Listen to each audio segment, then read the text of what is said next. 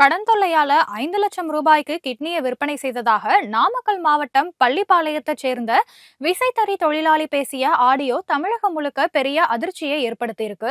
பள்ளிப்பாளையம் அன்னை சத்யா நகரை சேர்ந்த kidney broker Anandan என்பவர் அந்த பகுதியைச் சேர்ந்த கௌசல்யா, விஜயா அப்படின்னு 2 பெண் தொழிலாளர்களை மூளை சலவை செய்து அவர்களுடைய ஒரு கிட்னியை விற்பனை செய்த வச்சிருக்காரு. இதே போல பல பெண்கள் கிட்ட பேசி கிட்னியை விற்பனை செய்ய வச்சிருக்காரு. இது குறித்து தகவல் வெளியானதால தலைமறைவான ஆனந்தனை 2 தனிப்படை போலீசார் தேடி வராங்க. இந்த நிலையில தான் பள்ளிப்பாளையத்தைச் சேர்ந்த விசைத்தறி தொழிலாளி ஒருவர் கிட்னியை விற்பனை செய்யறது தொடர்பா மொபைல் போன்ல பேசிய ஆடியோ ஒண்ணு வெளியாகி பெரிய அதிர்ச்சியை ஏற்படுத்தியிருக்கு. அந்த ஆடியோல அவங்க தனக்கு கடன் பிரச்சனை இருந்ததால கிட்னியை விற்க முடிவு செய்ததா புரோக்கர் கிட்ட தெரிவிச்சிருக்காங்க.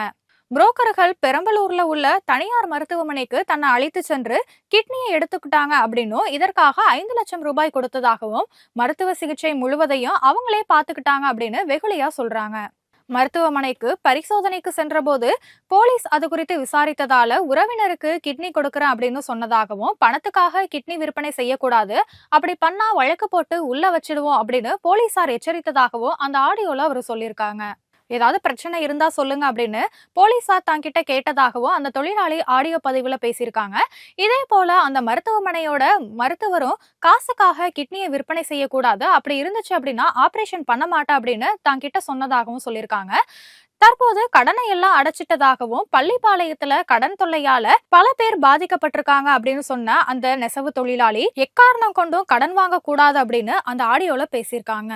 இது மட்டும் இல்லாம கிட்னி ஆபரேஷன் செய்ததால தன்னால கடினமா வேலை பார்க்க முடியல அப்படின்னும், தான் ஒரு பொம்மை போல ஆகிட்டேன் அப்படின்னு தெரிவிச்சிருக்கிறது பொதுமக்கள் மத்தியில வேதனையை ஏற்படுத்தியிருக்கு.